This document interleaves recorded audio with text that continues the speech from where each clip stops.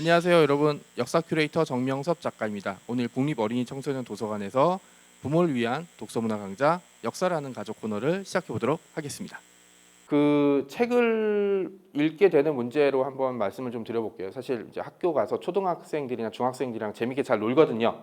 아이들이랑. 왜냐하면 이제 정신 연령이 좀 비슷해서 아이들이랑 놀면 되게 신나고 재밌게 하는데, 사실은 아이들 만나는 만큼 부모님들을 좀 만나고 싶어 했어요. 이게 뭐냐면 그 책을 읽는다는 게 지금 시대에 어떤 의미가 있는지 얘기를 하면 많은 사람들이 제대로 대답을 못해요. 오늘도 이제 원래 이 시간에 저 자야 되거든요. 12시까지가 취침 시간인데 여러분들은 이제 아이들 학교 보내고 이제 이 시간밖에 안 된 것 같아서 이제 사실 몇 시간 못 자고 지금 왔는데, 왜냐하면 이제 밤중에 보통 많이 글을 쓰니까. 근데 그 말씀을 한번 드려보고 싶었어요. 그 아이들한테 지금 책을 읽혀야 되나? 뭐 그다음에 학교 공부도 많고 뭐 해야 될 거 되게 많고 이래야 되는 문제들, 그다음에 그중에 뭐 굳이 역사를 알아야 되나? 뭐 이런 얘기들 다 얘기를 하잖아요. 근데 제 기준으로 말씀드리면 제가 어릴 때 아버지가 되게 일찍 돌아가셨어요. 초등학교 4학년 때. 그러니까 나이가 너무 어릴 때가 충격이라 아버지가 돌아가셨다는 거에 대한 개념을 잘 이해하지 못했던 시기가 있었고, 그게 몇 년 동안의 제 삶을 완전히 지배했던 문제였고요. 지금도 저는 영향을 미치고 있다고 생각을 하거든요. 근데 그런 일을 겪고 나서 집 밖으로 잘 못 나가게 됐어요. 왜냐하면 이제 주변 환경이 너무 많이 변화됐던 거고, 사람들한테 내가 아버지가 없다는 걸 어떻게 설명해야 되지? 라는 거에 대해서 도저히 할 말이 없더라고요. 그때 이제 사실은 집에 있을 때 봤던 게 책이었었어요. 지금은 또 당연히 아니지만 예전에는 그 전집 들고 파시는 분들 되게 많았잖아요. 그래서 어머니가 이제 이제 좀 어려운 환경에도 불구하고 이제 그런 전집들을 사셔서 이제 꽂아놓고, 이제 제 기억에는 벽 한쪽에 완전히 서가라고 돼 있어서 위인전 몇십 권씩 꽂혀 있고 이랬거든요. 그래서 집에서 계속 그 책을 읽었던 게 작가가 될 수 있었던 첫 번째 지름길이 아니었나라고 생각해요. 왜냐하면 저는 공식 학력이 고등학교 졸업이 마지막이에요. 대학교는 정말로 문턱만 밟고 나왔거든요. 이렇게 나왔고, 그 다음에 이제 글을 쓰기 전까지는 글과 관련된 어떠한 커리큘럼이나 이제 그 과목을 이수한 적이 없어요. 그래서 지금도 많은 분들이 저한테 어떻게 하면 작가 될 수 있냐라고 했을 때 뭔가 공부를 한다는 건 크게 도움이 안 된다고 많이 얘기를 하거든요. 그냥 일단 써보라고 얘기를 많이 해요. 왜냐하면 그 글쓰기라는 거는 지문이랑 똑같거든요. 똑같다고 생각해요. 지문은 예를 들어서 이 둘째 손가락을 뭐 그러진 않겠지만 칼 같은 걸로 긁어내서 지문이 있는 껍질을 벗겨내면은 나중에 살이 돋잖아요. 지문이 그대로 다시 나와요. 완전히 없어졌다 그래도. 그렇기 때문에 이거는 누구나 가지고, 쌍둥이도 사실 지문이 다르거든요. 그러니까 전 세계에 똑같은 지문을 가진 사람은 없어요. 가끔 여러분 지나가시다가 본인이랑 비슷한 사람 발견하시죠? 저도 저랑 비슷한 뭐 이병헌 씨라든지 보고 이제 깜짝 놀란 적이 있는데, 사람은 닮은 사람이 있을 수 있어도 지문은 똑같은 사람이 없어요. 그래서 사실 범죄 현장에서 지문 채취에 그렇게 열을 올린 이유가 그것 때문이거든요. 글쓰기는 지문이랑 똑같다고 생각을 해요. 그래서 어떤 교육이나 이런 걸로 변하지 않다라고 생각을 하고요. 대신 뭐 저처럼 오랫동안 이렇게 쓰게 되면은 글쓰기에 대한 어떤 일종의 노하우가 쌓이거든요. 얘를 지금쯤 죽여야 될지, 다음 장에 죽여야 될지, 그다음 얘를 지금 때렸는데 피를 내게 해야 될지, 아니면 그냥 기절시킬지, 그리고 아니면 여기서 주인공과 여자 주인공이 밀당이 여기서 시작될지, 요 다음 페이지 시작될지, 주인공 캐릭터 어떻게 잡아야 될지, 주인공 이름 어떻게 만들어야 될지, 제목 어떻게 지어야 될지, 이런 것들은 경험이 가능한데 사실 글쓰기 자체는 그게 안 되거든요. 그래서 어릴 때부터 글쓰기랑 책 읽기를 해야 되는 게, 여러분 어릴 때 다 여러분 우리들만의 언어를 다 썼을 거예요. 저도 어릴 때 그랬거든요. 근데 요즘 학교 가면은 요즘 당연히 아이들만의 언어를 써요. 그래서 가끔 마상을 입을 때가 있어요. 마상 무슨 뜻인지 아세요?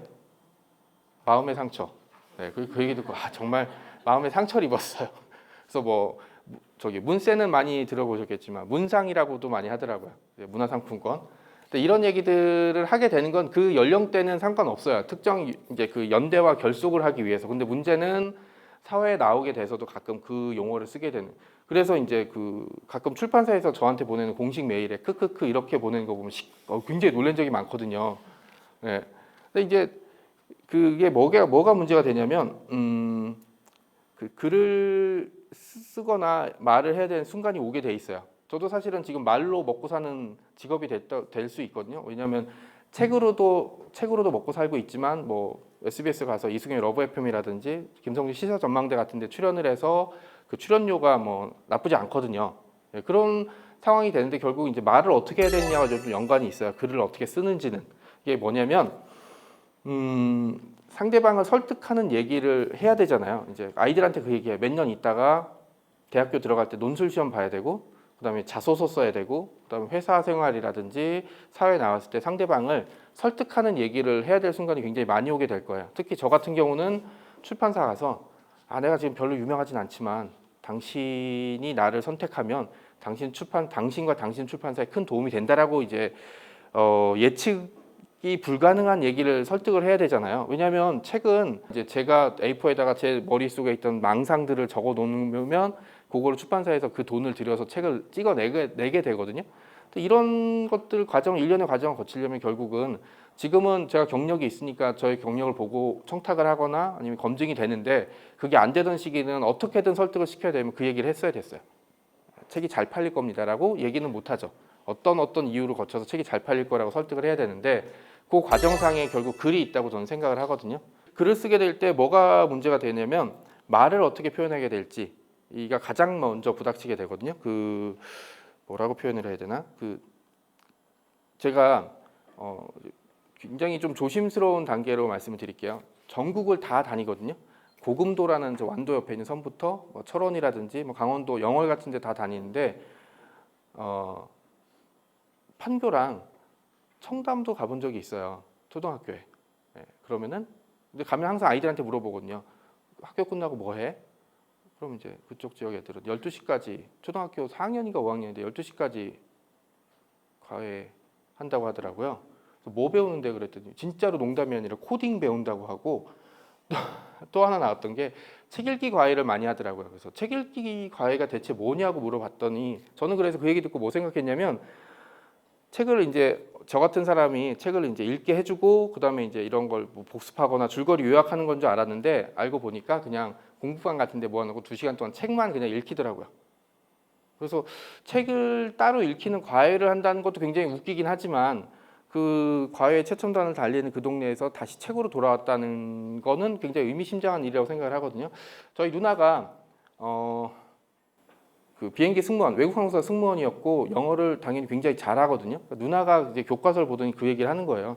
우리나라 영어 교육의 가장 큰 문제 뭐냐면 외국 사람이랑 영어를 하게 되는 걸 가르쳐야 되는데 시험에서 변별력을 이제 구분하기 위한 영어를 하는 거예요. 그래서 매형이 미국 사람이거든요. 매형이 봐도 이게 뭐야? 라고 할 정도의 말도 안 되는 문법 같은 것들을 다 도배를 해버리니까 막상 이제 외국 사람 눈앞에 만나면 머릿속에 이 사람한테 단어를 얘기했는데 문법밖에 안 떠오르는 그런 상황인데 이게 어쩔 수가 없는 게 시험에서 줄 세우기를 하려면 사실은 과목에 대해서 얘기를 해야 되는 거잖아요. 그러니까 이제 문제를 어렵게 내서 거기서부터 문제를 맞추게 돼야 되는데 저도 기억나는 게 제가 첫 직장 생활했다고 했잖아요. 지난 세기였거든요. IMF 전에. 회사분이 굉장히 널널했어요. 그래서 지금도 기억나는 게 진급 시험을 할 때 토익이 처음 들어왔어요. 토익 시험을 가지고 하겠다. 그래서 직원들이 굉장히 싫어했어요. 야, 백화점인 말만 잘하면 되지 무슨 영어를 쓰니까 헬로 막 이러고 짜증내고 시험 보러 갔더니 찍잖아요. 250점 나오고 이러면 우리끼리 점수 맞춰보고 낄낄대고 웃고 막 이래. 지금 생각하면 말도 안 되는 분위기잖아요. 근데 지금 토익은 대학생도 보면 대부분 8, 900점 이상 나오거든요. 그러니까 이제 이걸로는 사실은 변별력을 나눌 수 있는 수준이 없어져 버린 거예요. 그러면 그 다음 수준은 저는 바로 책이라고 생각을 하거든요. 근데 책이라고 해서 글과 관련된 거는 굉장히 난감한 문제가 있어요. 영어는 사지선다형, 객관식, 주관식, 듣기평가 다 되고 수학도 마찬가지입니다. 하지만 책은 이 사람이 책을 얼마나 읽었는지 책을 읽은 거를 얼마나 증명할 수 있는지에 대한 그게 없어요. 그래서 논술 같은 거를 하게 되면은 사람들이 그냥 책만 많이 읽으라고 하지만 책을 많이 읽는 게 중요한 게 아니라 잘 읽어야 되는 게 굉장히 중요하거든요. 그다음에 그리고 이제 말을 그렇게 책을 쓰게 되면 그다음에 이걸 가지고 말을 할 수 있는 건데 사람들이 저보고 그렇게 얘기해요. 이제 매주 화요일 날은 SBS 가서 김성주의 시사 전망대 가서 이제 생방송으로 이제 10분 정도 이제 코너를 진행하거든요. 근데 이제 라디오 부스 같은 데 들어가면 밖에서 조정실에서 멘트를 넣을 때가 있어요. 이제 뭐 예를 들어서 요 얘기는 빨리 지나가시고 몇 분까지 끝내주세요. 이런 멘트가 이제 그 모니터 같은데 뜨거든요. 근데 이제 처음 가는 초대 손님들은 그런 게 안 보이죠. 당연히 이제 가서 마이크 앞에 서면 다 하얗게 보이니까.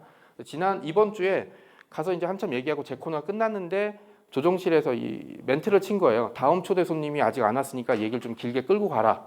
근데 이제 김성준 앵커는 그 멘트를 못 본 거, 그 뜬 거를 못 본 거예요. 그래서 이제 마무리 인사를 하는데 제가 잽싸게 잠깐만 할 얘기가 더 있습니다.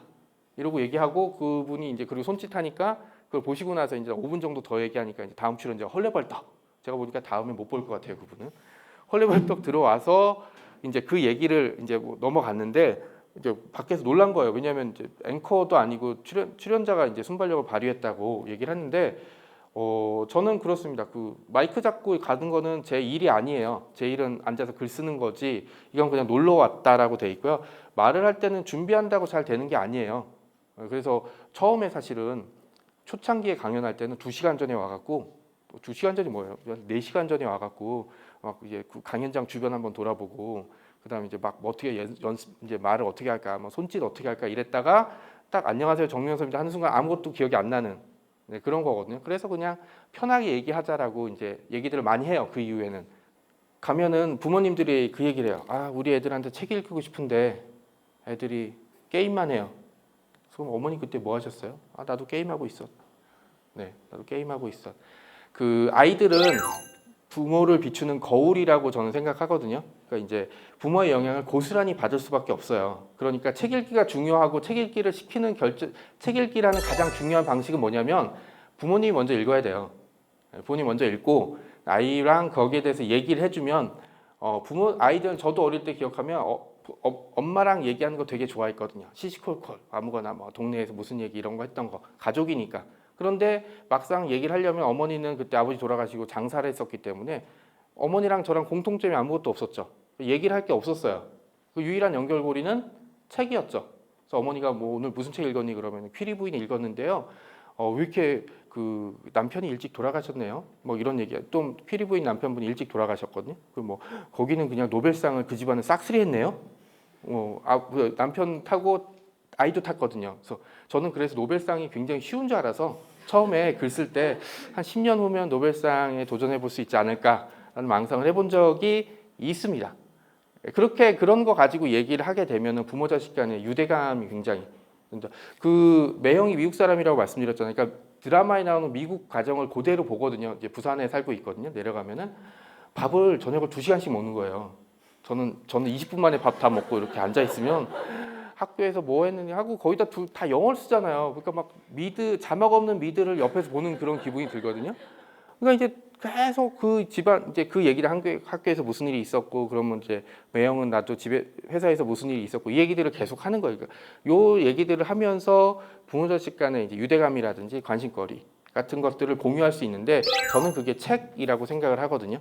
같은 책을 읽고 아니면은 아이가 읽는 책에 대해서 관심을 드러내서 그 책들에 대해서 공유를 하는 게 가정을 완벽하고 단단하게 만드는 길이라고 생각을 합니다. 왜냐하면 저는 부모가 자식한테 물려줄 가장 중요한 건 돈이라고 생각을 하거든요. 돈이라고 생각을 하는데 그죠? 그래서 가끔 주변 사람 중에 난 아이랑 오랜 시간을 보내고 싶어. 그거보다는 밖에 나가서 열심히 일을 해서 돈을 버는 게 도움이 될 수 있어.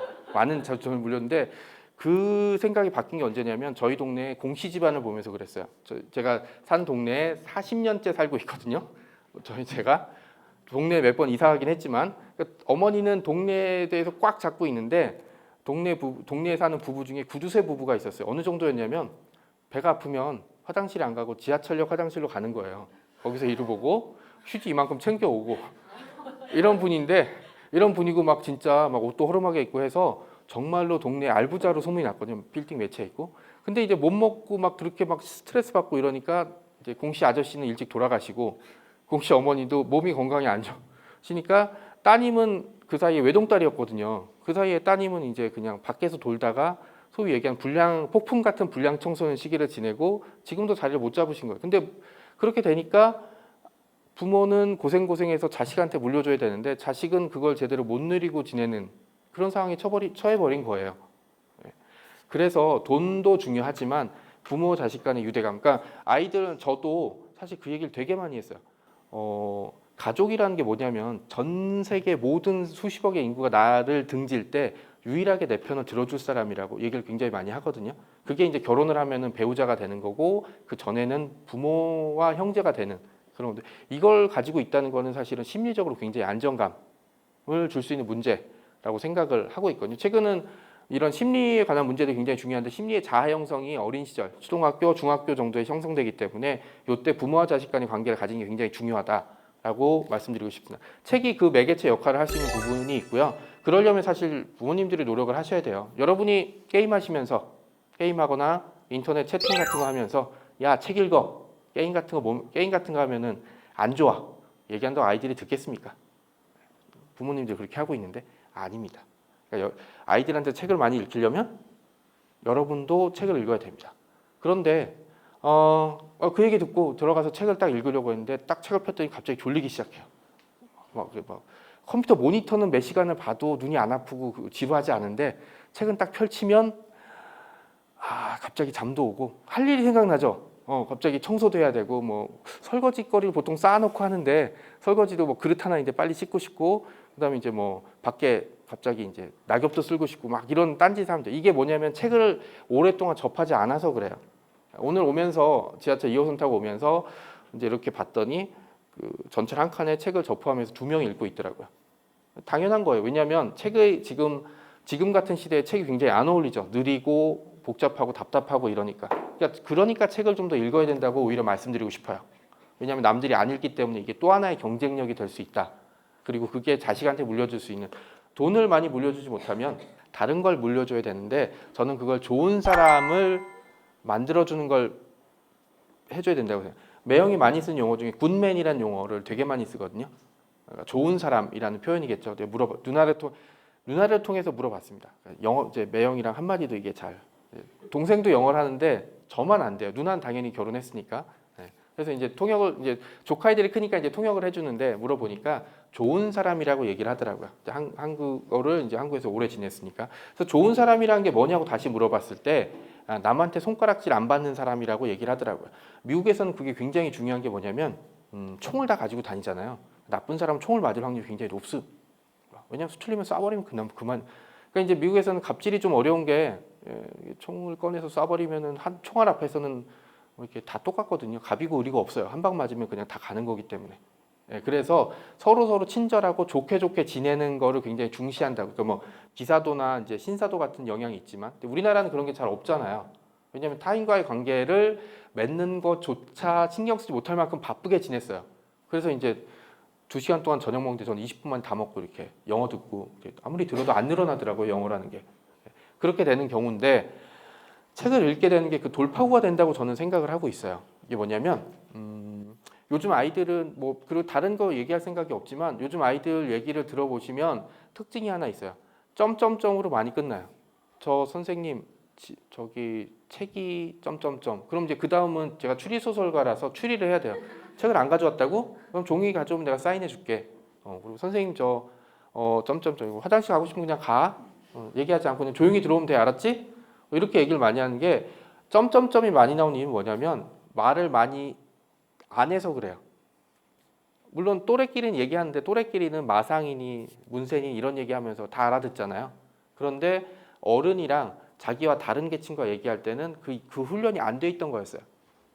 그 훈련이 안 되는 이유는 뭐냐면 뭐 또래들과 어울리면서 그렇지만 그건 우리 때도 마찬가지였으니까 책을 읽으면서 문법에 대한 어휘력을 못 키운 거예요. 책을 읽으면 놀라운 장점이 하나 있는데 이게 뭐냐면 머릿속에 단어들이 타이프라이터처럼 따다다다다다다다다 들어오는 거거든요. 왜냐하면 수많은 단어들을 계속 보기 때문에 이 상황에선 이 단어가 필요하다는 거를 딱딱딱딱딱딱 떠오르게 돼 있어요. 자동적으로 연상이 됩니다. 이거는 훈련 웅변 대회 같은 걸로는 소용없어요. 그냥 책을 많이 읽고 거기에 그 머릿속에 그 단어들과 어휘가 정리가 되면 그 정리된 게 나중에 적절한 시점에 머릿속에서 따다닥 떠오르는 거죠. 저도 지금 얘기를 하면서 머릿속에서 지금 떠오르는 단어들을 계속 얘기하고 있는 거거든요. 이때는 이렇게 얘기해야 되고 이때는 저렇게 얘기해야 되고 이런 것들은 절대로 저는 훈련이나 연습으로 된다고 생각하진 않아요.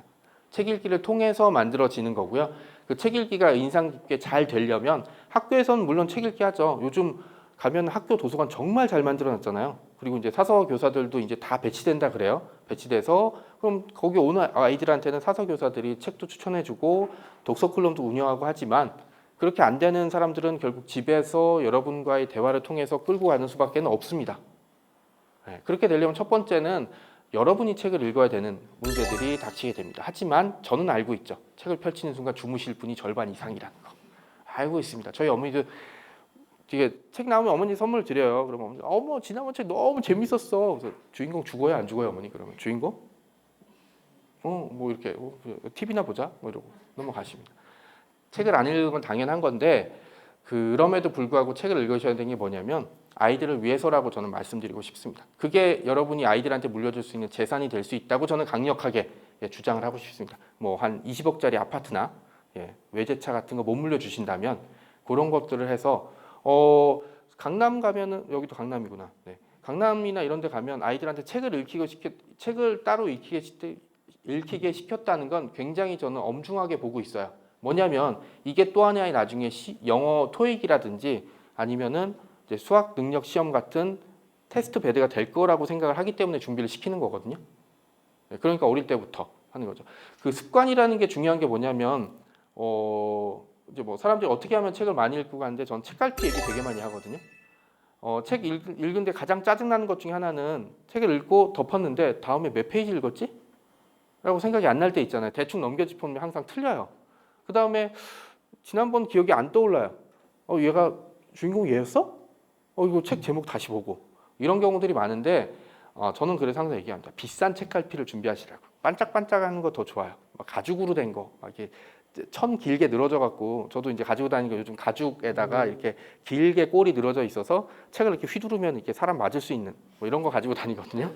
왜 그러냐면 책갈피를 딱 끼워 놓으면 자연스럽게 뭐 당연히 읽던 부분까지 넘어갈 수 있죠. 그 다음에 책갈피를 딱 보는 순간 약간 연상작용 같은 거 있잖아요. 뭐 적절한 표현인지 모르겠지만 이제 파블로프의 실험 보면 이렇게 딸랑딸랑딸랑하면 이제 밥을 주니까 강아지가 계속 침 흘리는 것처럼 책갈피를 딱 보는 순간 앞에 내용들이 살짝 떠오를 겁니다. 이런 얘기하면 선생님 저 기억력이 별로 안 좋아서 그런데 기억력이 안 좋은 게 아니라 기억을 안 해서 그래요. 어릴 때로 다시 돌아가 볼까요?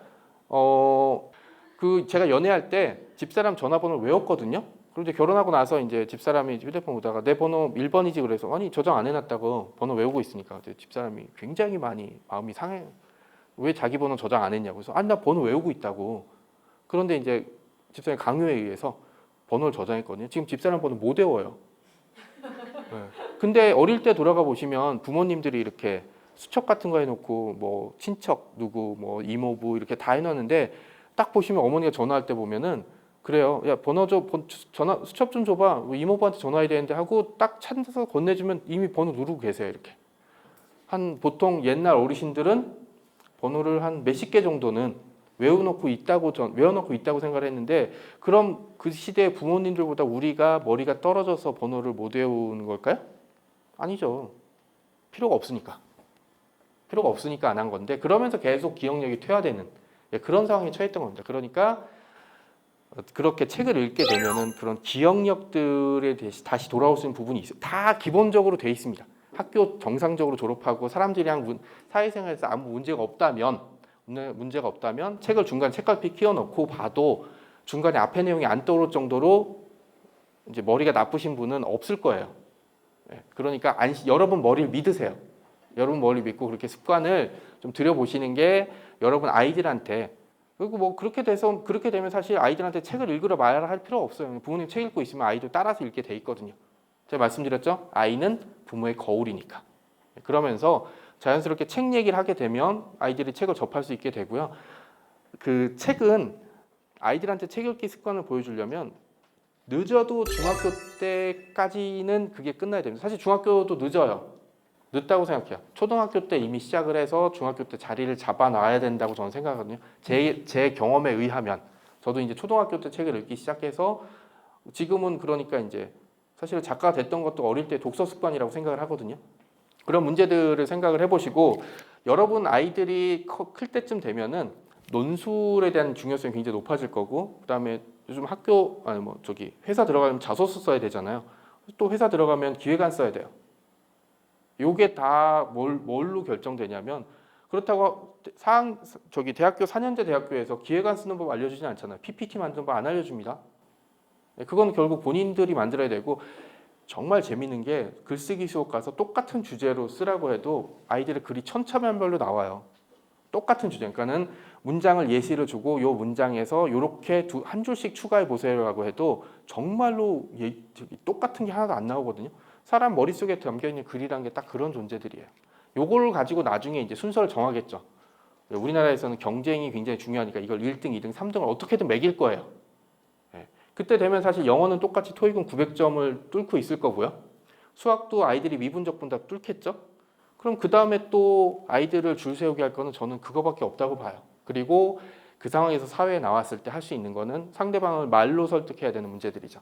제가 제 운명은 크게 몇 번의 이제 반전이 있었어요. 첫 번째는 회사 들어갔던 거.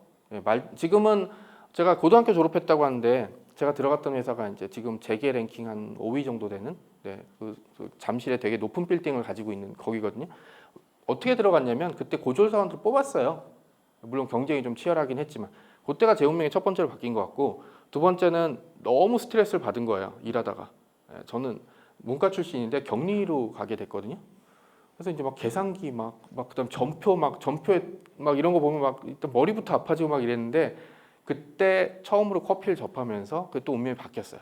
막 숫자 보면은 막 숫자들이 저를 공격하는 것 같았거든요. 막 4가 막 여길 찌르고 막 3이 막 등을 긁어대고 이랬는데 내려가서 이제 그때 처음으로 이제 스타벅스 들어오기 전에 커피 같은 게 들어왔었어요. 막 위에 하얀 생크림 같은 거 올리는 거 그런 걸 보면서 이제 삶의 위안을 찾았다가 이제 그날 그 바리스타한테 그 얘기를 했죠. 아, 커피 만드는 당신 정말 부럽다고. 그랬더니 본사에서 사람 뽑으니까 한번 지원해 보라고.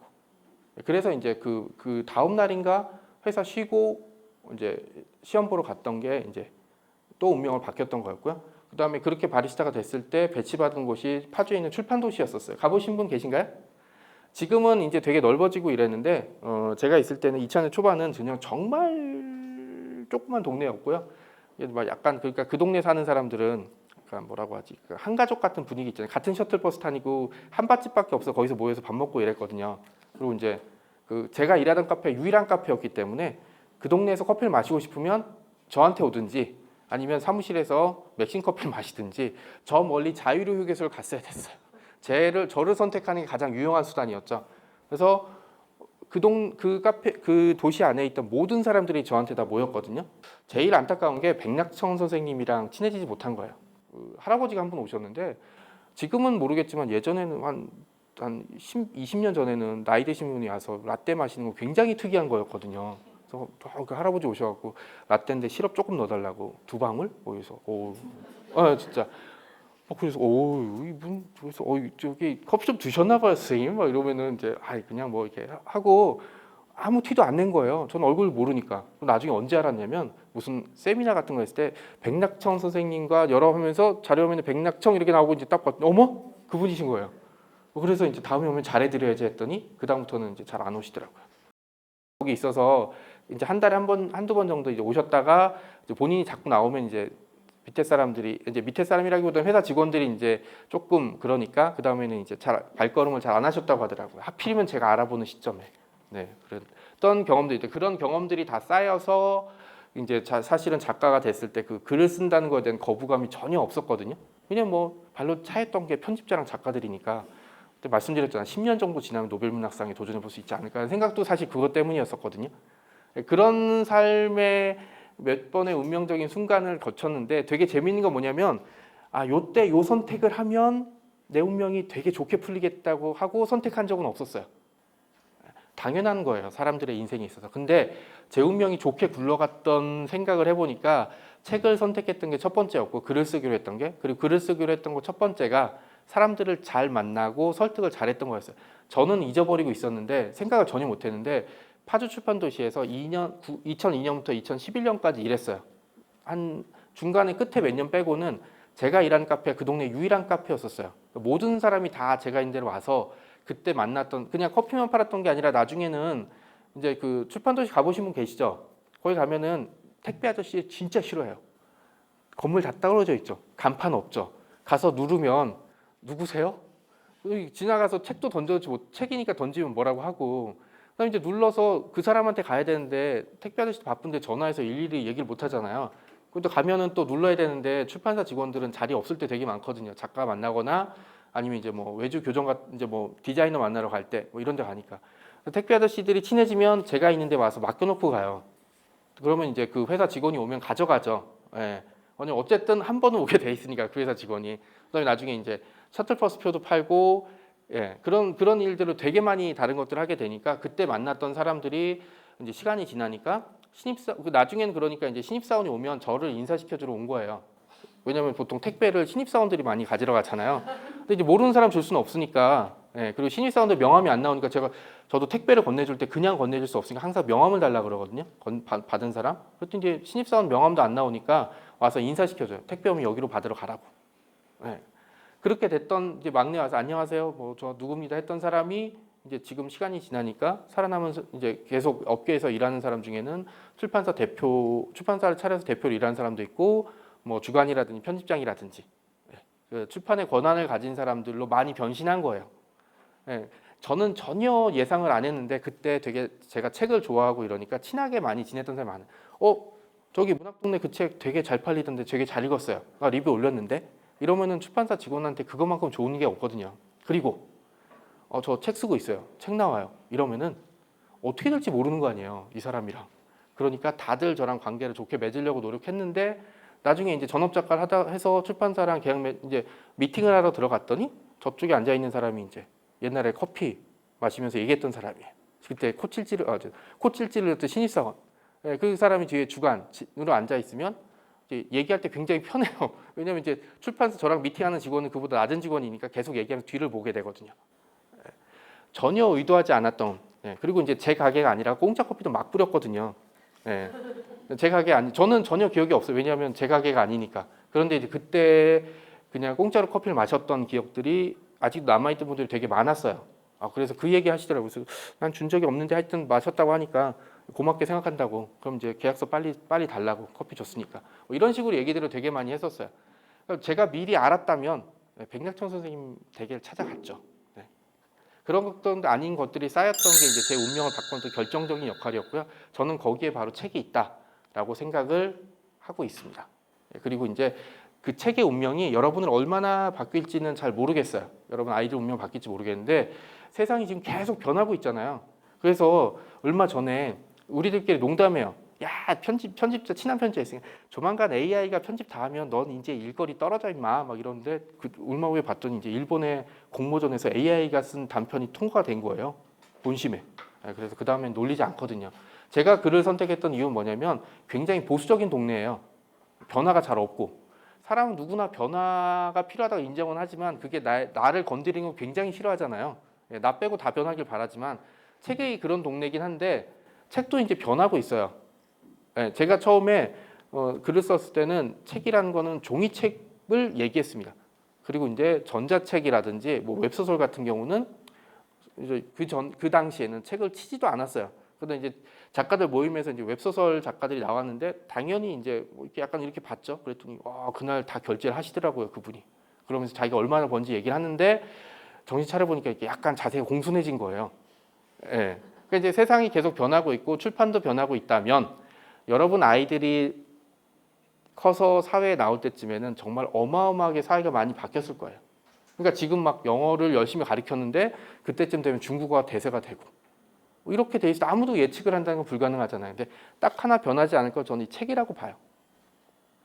책이 가지고 있는 가치는 뭐냐면 제가 막 책을 써서 이런 게 아니라 책은 20년 후에도 지금 형태가 그대로 유지될 거예요. 뭐 웹소설도 있고 다른 형태가 있지만 서점에 가면 똑같이 핫핑크에 된 표지로 있는 책이 그대로 꽂혀 있을 거고요. 책 읽은 사람 있을 거고 글 쓰는 사람 남아 있을 거고 출판사도 뭐 많이 없어졌겠지만 남아 있을 겁니다. 변하지 않는 가치나 이미지 중에 하나가 이 책이기 때문에 뭔가에 투자를 하고 싶으시다면 사람들이 왜 금에다 투자하는지 아세요? 금값 안 변하니까. 다이아몬드는 영원하잖아요. 제가 마케팅 용어 중에 이것만큼 대단한 거 없다고 생각하거든요. 사실 금도 안 변해요. 그죠? 근데 다이아몬드는 영원이라고 얘기하잖아요. 책도 영원할 거예요. 그러니까 아이들한테 내가 거듭 말씀드리지만 내가 한 20억쯤 그다음에 뭐 차 한 외제차 뭐 이런 거 못 물려주신다면 책 읽는 습관 그다음에 책을 어떻게 읽어야 될지에 대한 것들은 물려주시는 게 무형의 재산으로서는 최고의 재산이 될 거예요. 왜냐? 변하지 않는 거기 때문에 이걸 가지고 얼마나 많이 재투자를 할 수 있는지는 모르게 되기 때문이죠.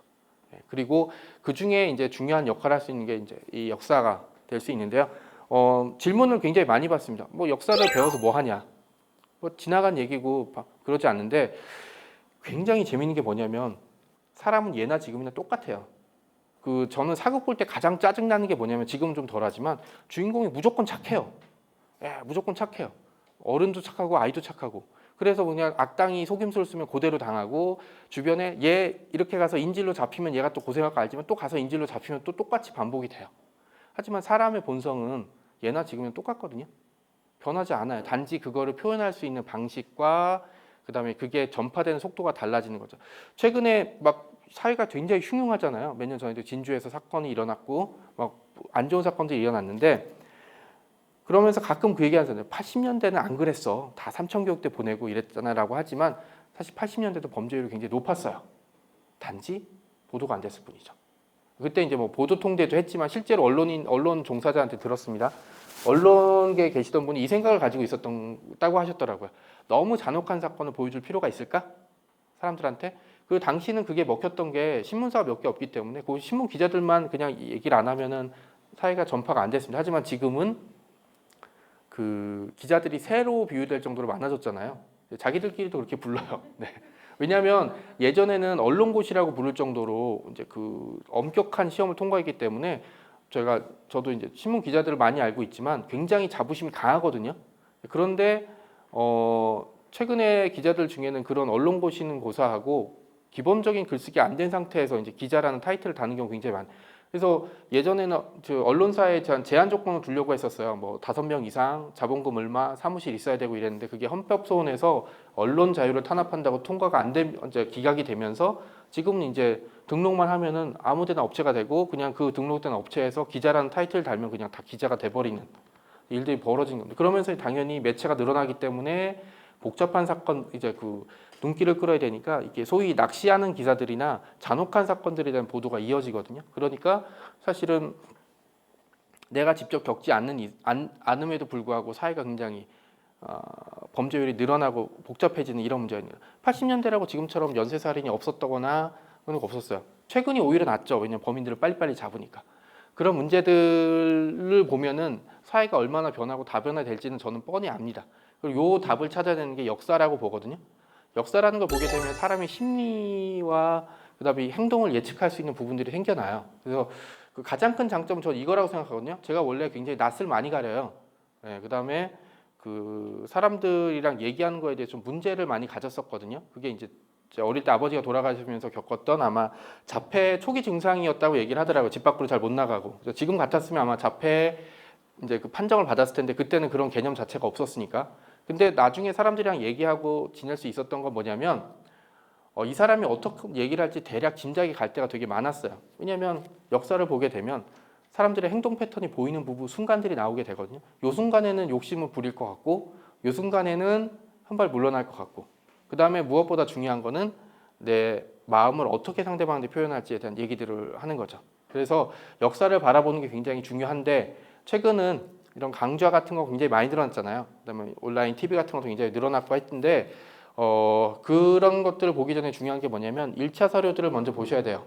이렇게 하면 굉장히 어려운 것 같죠. 막 1차 사료, 막 원문 이러니까. 대한민국은 인터넷 환경이 굉장히 좋기 때문에 조선왕조실록이라고 지금 휴대폰에 치시면 사이트가 하나 나올 거예요. 그 사이트 들어가시면 한문도 있지만 한글도 있습니다. 그 나온 기록들 가지고 제가 이 책들을 쓰게 됐거든요. 그러니까 뭐 책 읽기 습관이 자리가 잡히시면 제가 보기에 그 다음에 해야 될 거는 그런 식의 이제 1차 사료들을 보시면서 역사를 이해하는 그렇게 되면 유진초이 대위가 뉴욕으로 안 가고 나가사키로 가게 된 걸 이해하게 되면서 조금 더 이제 삶이 바뀔 수 있는 하나의 지름길로 갈 수 있다라고 좀 말씀드리고 싶습니다. 그래서 그 얘기를 사실 좀 말씀드리고 싶었고 아이들한테 책을 많이 읽으라고 얘기하는 거는 일종의 강요가 될 수 있어요. 왜냐하면 아이들은 왜 책을 읽어야 할지 잘 모르니까. 그래서 여러분이 아이들한테 공부를 열심히 하라고 해도 아이들이 공부를 열심히 안 하잖아요. 왜냐하면 여러분들은 공부를 열심히 해야지 삶이 바뀌는 걸 아는데 아이들은 거기에 대해서 전혀 체감을 못 하거든요. 그러니까 아이들한테 책을 읽히라고 할 때도 결국은 이제 부모님들이 먼저 책을 읽어야 되는 게 중요한 거고요. 그래서 사실은 학부모님들이랑 만나보고 싶었고, 그래서 이제 지방의 교육청 같은 데서 초대를 받으면 학부모님도 같이 만났으면 좋겠다고 굉장히 얘기를 많이 해요. 그래서 이제 다음 달에 남원 내려가게 되면 남원에서는 이제 학부모님이랑 같이 교육청에서 만나는 그런 행사를 가지게 되거든요. 그 말씀을 좀 드리고 싶었고, 그 아침 시간에 제일 고생이 많았던 건 저고요. 10시에 제가 제일 사실 남들 잘 보이지가 않았고요. 10시에 와서 제가 과연 잘할 수 있을까 걱정했는데 일단 2시간은 잘 마쳤으니까 저는 잘 지낸 걸로 생각을 하고요. 여러분도 행복한 마음을 가지고 돌아가셨으면 좋고요. 이 말씀 마지막으로 드리고 싶습니다. 제가 말씀드렸듯이 삶의 계획은 하나도 맞는 게 없습니다. 그래서 삶이라고 생각해요. 아무것도 맞지 않는 삶을 즐겁게 잘 사시는 게 중요하고, 아이들도 중요하고 가족도 중요하지만 제일 중요한 건 접니다. 사실 제가 행복하니까 사실 집사람을 행복하게 해주는 거고, 어머니한테 가서 재롱을 떠는 거죠. 어머니 전셋값 올리면 방 뺄 거예요 라고 하는 식으로 라고 하니까 본인이 행복할 수 있는 길을 가장 먼저 찾는 게 중요하다는 말씀 드리고 마무리 짓도록 하겠습니다. 고맙습니다.